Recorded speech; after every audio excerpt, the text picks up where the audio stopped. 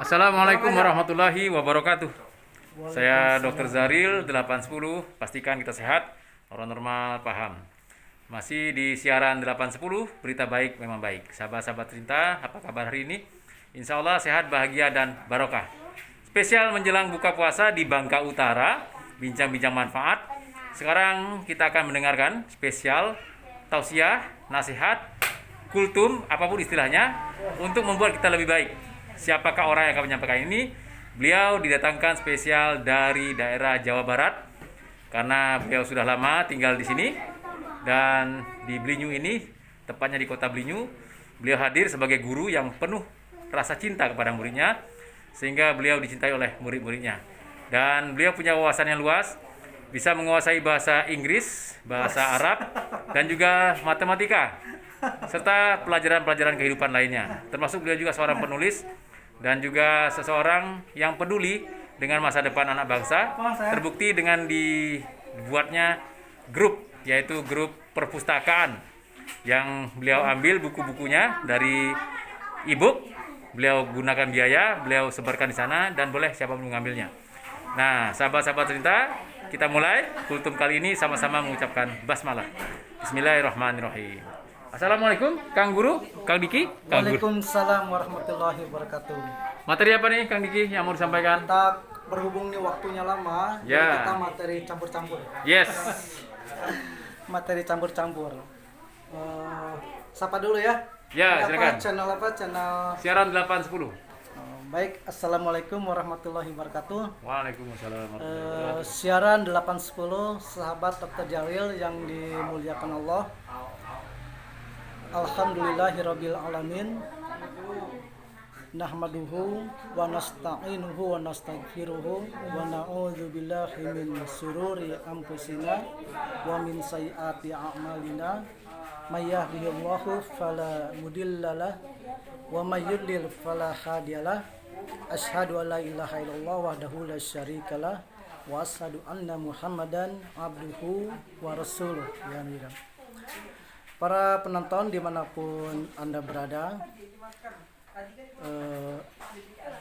apa yang tadi saya sampaikan di pembukaan, yang disebut khutbah haja, itu bukan pemanis ya, bukan pemanis yang dibawakan oleh seorang khatib, tapi maknanya sangat dalam sekali. Jadi barang siapa yang Allah memberikan petunjuk, tidak akan ada siapapun yang bisa menyesatkannya, dan juga sebaliknya. Nah, barang siapa yang Allah menyesatkannya, maka tidak ada siapapun yang bisa memberinya petunjuk. Nah, petunjuk dalam konteks Bang Jaril di sini sebagai anggota dewan, tentu aturan ya, aturan yang dibuat oleh legislatif. Nah, itu kalau dalam konteks kebangsaan. Sedangkan dalam konteks keagamaan, petunjuk itu berarti Al-Quran dan Sunnah. Nah, pada kesempatan hari ini di Siaran 3/4 ya, Ramadan sekarang hari ke-15 ya. Hari ke-15 berarti hari ke-14 ya. Hari ke-14 ya. Hari ke-14 berarti sudah lebih dari 10 malam ya. 10 malam. Nah, ada kalau di ceramah-ceramah itu disebutkan 10 terakhir itu ampunan, rahmat dan sebagainya tadi, tapi saya tidak menemukan itu sumbernya dari mana ya. Jadi saya tidak akan saya sampaikan. Nah, di sini kita campur-campur ya. Ya, silakan. Pertama kita berbicara sejarah dulu. Nah, sejarah ini, tujuan dari sejarah ini, sejarah Islam ini untuk menumbuhkan keyakinan kita, kebanggaan kita akan agama ini. Nah, jadi dalam rangka meningkatkan keimanan itu bukan hanya dari amal-amal yang kita lakukan ya, juga sejarah, penghayatan kita terhadap sejarah akan menimbulkan kebanggaan kita terhadap Islam, terutama di Indonesia itu sejarah Islamnya sangat dalam sekali. Kita ambil misalkan di dalam kitab Al-Hayawan. Kitab Al-Hayawan ini ditulis oleh seorang ulama Al-Jahid ya, namanya Al-Jahid. Itu berbicara tentang hewan. Tapi kalau kita baca, ternyata bukan hanya hewan yang dibicarakan itu. Kita ambil contoh misalkan dalam entry kata Alfil gajah, Ya. itu disebutkan di dalam kitab itu bahwa kerajaan Islam Al-Hindi itu rajanya memiliki 1000 ekor gajah. Nah, disebutkan di situ. Nah, para sejarawan ini penasaran nih, kerajaan Al-Hindi itu mana nih? Diceklah di India. Ternyata di India pada waktu itu kerajaannya miskin. Jadi tidak mungkin kalau kerajaannya miskin dia memiliki Gajah. 1000 ekor gajah. Iya. Karena kan kendaraan biasanya kan kuda kan yang dimiliki oleh satu kerajaan. Kalau di Timur Tengah mungkin unta. Ini memiliki 1000 ekor gajah. Nah, ternyata kerajaan Hindi itu di sepanjang pantai Sumatera bagian timur. Jadi dari pantai Palembang terus sampai ke Aceh. Kepulauan Riau sampai ke Aceh, itu disebutnya Selat Malaka kan. Ya. Nah, ternyata emang di situ habitatnya habitat gajah kan, mulai dari Sumatera Selatan, Jambi, Bengkulu, Sumatera Barat, terus sampai ke Provinsi Riau. Nah, ternyata di situ ditemukan banyak habitat gajah. Nah, pada tahun itu sekitar abad ke-13 itu di Baghdad kekhilafahan Abbasiyah itu mengalami kehancuran. Tapi justru sebaliknya di kerajaan Islam Malaka itu tumbuh pesat. Nah, bahkan tadi diceritakan rajanya itu memiliki 1000 ekor gajah. Nah, ini sangat luar biasa sekali. Ketika di pusatnya itu hancur, ternyata di Malaka itu sedang tumbuh-tumbuhnya. Nah, ternyata pada abad ke-16 kan Portugis datang, hancur itu kan. Nah, kerajaan Islam Malaka itu dihancurkan oleh Portugis. Nah, ini kan menumbuhkan kebanggaan kita terhadap Islam kan. Nah, ternyata kerajaan di Nusantara itu ya hebat gitu kan. Nah, hebat, tidak memiliki sejarah tersendiri. Makanya sekarang dampaknya itu Islam di Nusantara itu berbeda secara karakter dan kecenderungan kebiasaan itu berbeda dengan Islam di Timur Tengah ya. Nah, itu ajaib. Ada lagi seorang ulama namanya Ibnu Battuta.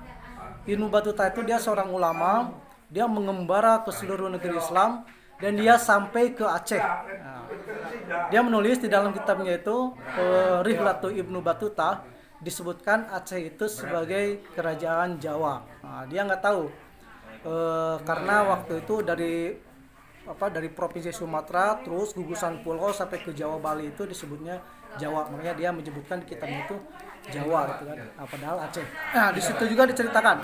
Beliau Ibnu Battuta mengatakan bahwa Aceh itu dipimpin oleh seorang raja bermazhab Syafi'i.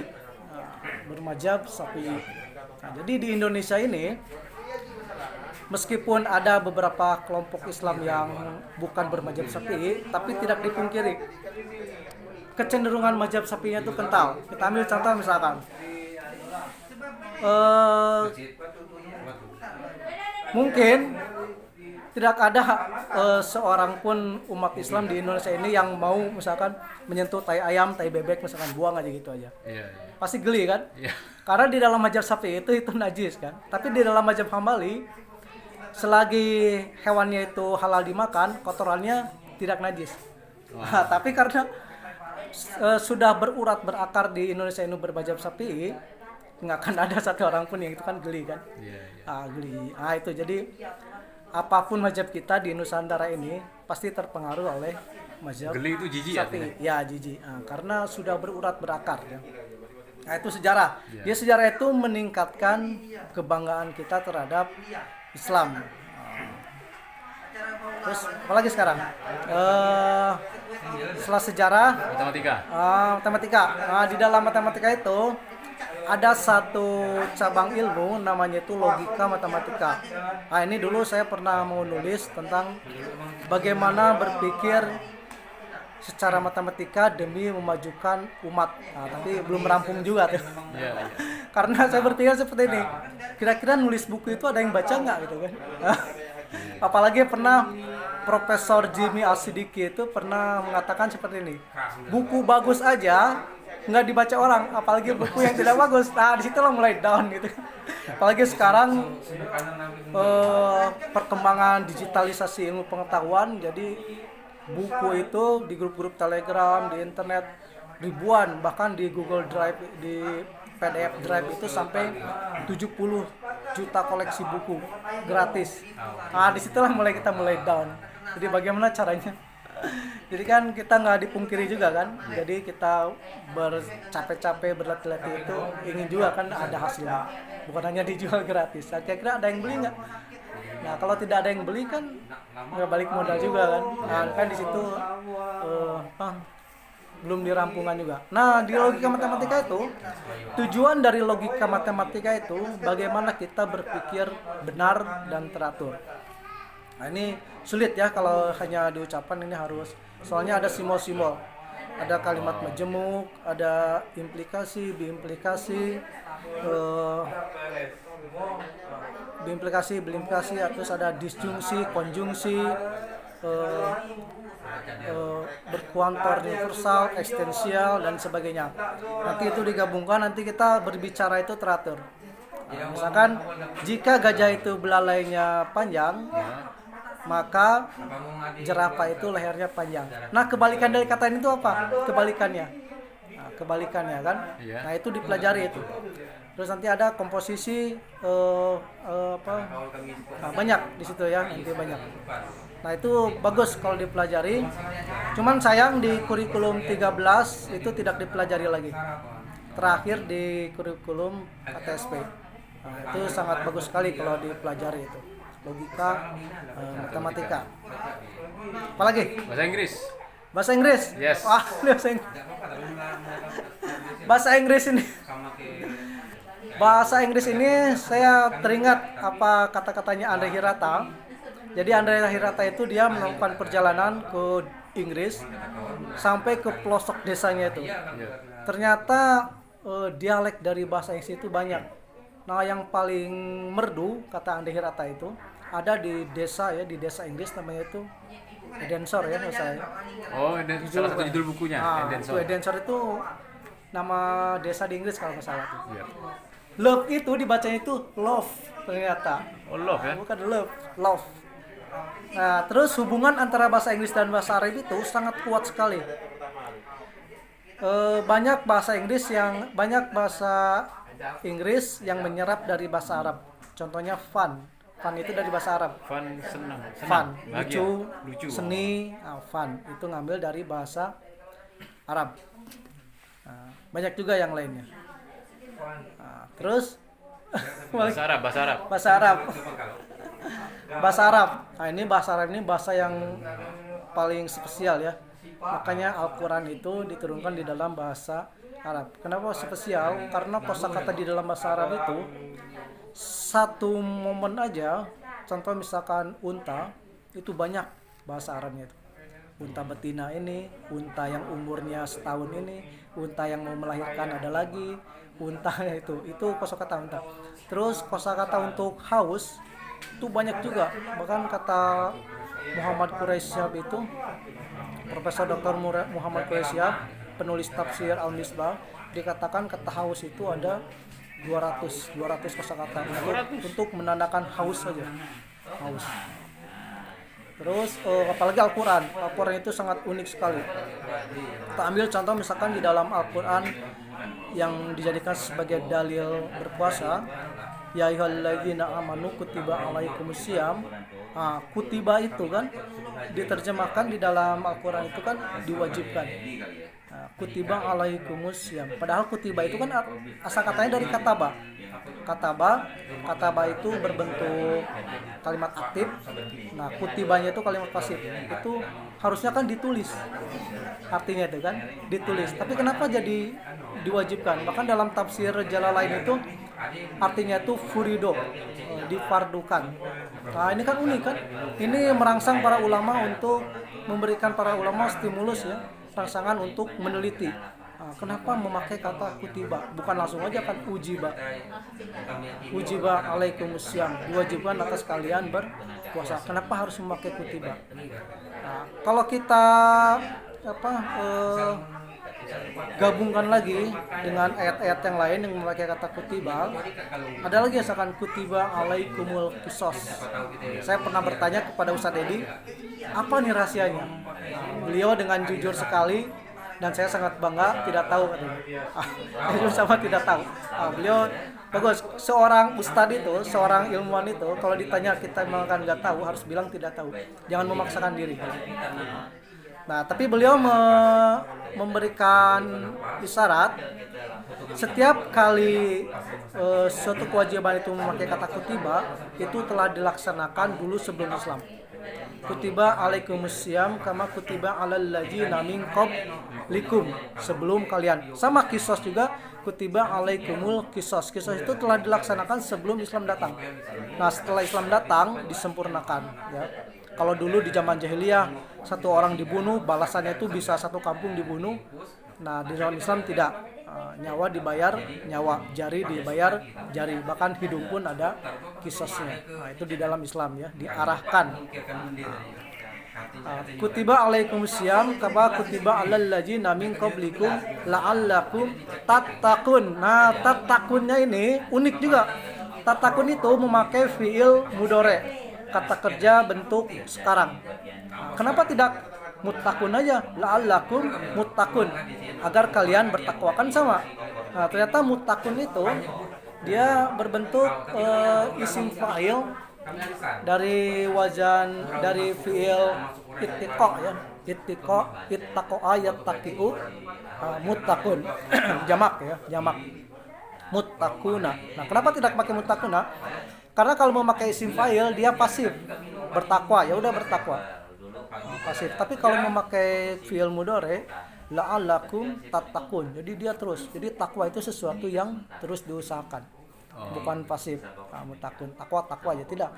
Tapi harus sesuatu yang harus diusahakan. Sama dengan akidah Ahlussunnah wal Jamaah bahwa iman itu kadang naik, kadang turun. Nah, tergantung usaha kita kan, bukan sesuatu hal yang pasif gitu kan. Kalau sudah beriman tidak seperti itu. Terus kalau kita lihat lagi, kita eksplorasi ayat-ayat yang lain, hal-hal yang paling kecil misalkan bismillah. Nah, bismillah itu tulisannya kan dari ba langsung ke sin langsung ke mim. Bismillah. Kalau dipecahnya itu bi is min gitu kan, digabung jadi bismillah. Tapi dalam ayat lain tidak seperti itu, ada bismi rabbika. Nah, silakan dicek ya di surat Al-Alaq ya. Di surat Al-Alaq. Bisnya itu ada alifnya. Ba, alif, baru sin, baru mim. Bismi rabbikal ladzi khalaq. Sedangkan kalau untuk bismillah alifnya itu dibuang. Nah, ini kan mengandung rahasia ya. Membuat para ulama itu penasaran kenapa bisa berbeda seperti ini. Setelah diteliti ternyata bismillah yang dihilangkan alifnya itu dia hanya khusus untuk bismillah ya. Ismi ketemu Allah bismillah. Kalau di luar itu ternyata tetap sebagaimana biasanya memakai alif. Kalau dibaca menjadi bi is min. Nah, ini rahasia-rahasia Al-Quran. Makanya dari semenjak dulu sampai sekarang Al-Quran ini tidak habis untuk ditafsirkan. Yang saya tahu dan kitabnya sudah beredar, misalkan kitab tafsir At-Tabari, Al-Qurtubi, Ibnu Katsir, sampai ke yang modern Al-Misbah, Fizil Al-Quran, Al-Maroghi, terus berjilid-jilid, berjuta-juta jilid. Masing-masing punya kekhususan tersendiri. Baik, mungkin apalagi? Politik itu adalah gitu. Jadi kalau dalam filsafat itu segala sesuatu itu harus didefinisikan terlebih dahulu. Jadi apa politik itu kan? Kalau menurut saya politik itu adalah seni menggapai hidup bahagia dalam konteks kebangsaan. Kenapa seni menggapai hidup bahagia? Karena kan politik itu kasarnya berebut kue kan, berebut kue. Kalau yang menguasainya orang yang baik, maka kue itu akan terbagi secara proporsional, bukan sama rata. Kalau sama rata kan itu komunis, tidak mungkin sama rata, tapi proporsional. Tapi kalau misalkan yang menguasainya bukan orang baik, maka kuenya itu diraup untuk sendiri dan golongannya. Nah, itu politik. Karena politik itu tidak dipungkiri identik dengan saling berebut kekuasaan. Jadi kalau misalkan ditanya orang yang aktif di bidang politik, ditanya, oh saya bukan untuk berkuasa, politik hanya itu hanya lip service saja itu kan. yang sebenarnya politik itu adalah bagaimana kita merebut suatu kekuasaan. Nah, setelah berkuasanya itu yang harus dipantau terus kan. Makanya di Montesquieu itu seorang ilmuwan politik dari Prancis. Dia merumuskan suatu pemikiran ya, Tres Politica namanya itu. Jadi politik itu dibagi menjadi 3 kekuasaan itu. Ada legislatif, yudikatif, dan eksekutif. Tapi itu pun tidak berlaku untuk sekarang. Karena apa yang dipikirkan oleh Montesquieu itu tidak dilaksanakan untuk politik di zaman modern seperti ini, karena tidak bisa. Karena Montesquieu itu berpikirnya seperti ini. Legislatif membuat undang-undang, eksekutif 100% melaksanakan undang-undang itu. Jadi eksekutif tidak membuat undang-undang, 100% melaksanakan apa yang dibuat oleh legislatif. Nah, ketika ada konflik antara legislatif dan eksekutif, maka yudikatif inilah sebagai penyelesainya kan, penengahnya. Nah, ternyata tidak bisa. Nah, pertanyaannya siapa yang mengangkat bidang yudikatif ini kan? Siapa yang mengangkat? Nah, sekarang kan eksekutif juga yang mengangkat, disetujui oleh legislatif kan?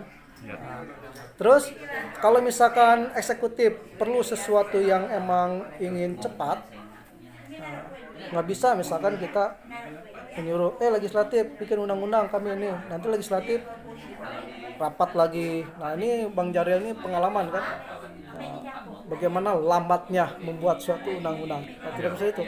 Makanya eksekutif juga diberikan wewenang untuk membuat undang-undang, apakah melalui perpres, perpu, permen, dan sebagainya. Itu kan. Nah, jadi politik itu dinamis. Dinamis, tidak mesti kita harus mengikuti teori-teori yang sudah dibuat oleh para ilmuwan sebelumnya. Jadi dinamikanya itu sangat tinggi sekali. Dan Islam itu sangat maksudnya ilmu politik itu sangat mulia di dalam Islam. Jadi kalau ada sekelompok umat Islam yang mengatakan politik itu kotor, nah itu salah paham. Jadi politik itu ilmu yang mempelajari bagaimana mengatur suatu kehidupan dimulai dari terkecil, keluarga, lingkungan, desa, hingga negara dan dunia. Itu diatur oleh ilmu politik. Nah, di dalam ilmu politik turunannya nanti ada ekonomi, penyadapan ekonomi politik. Bagaimana kebijakan ekonomi membuat politik itu tidak gaduh kan. Nah, lagi misalkan sosiologi yang cocok untuk politik, yang cocok untuk sosial masyarakat tertentu kan. Nah, tidak mungkin demokrasi ala Amerika diterapkan ke demokrasi ala Indonesia. Dan itu semua terangkum ada di dalam Islam. Nah, itulah fleksibilitas Islam, termasuk salah satu mukjizat Islam itu sendiri ya. Ya, alhamdulillah, hatur nuhun Kang Diki. Guru Diki luar biasa, kultum kuliah 7 menit jadi 3 kali 7 menit karena berbagai sisi beliau pantau, dari matematika, bahasa Arab, bahasa Inggris, politik, dan satu lagi tadi sejarah ya.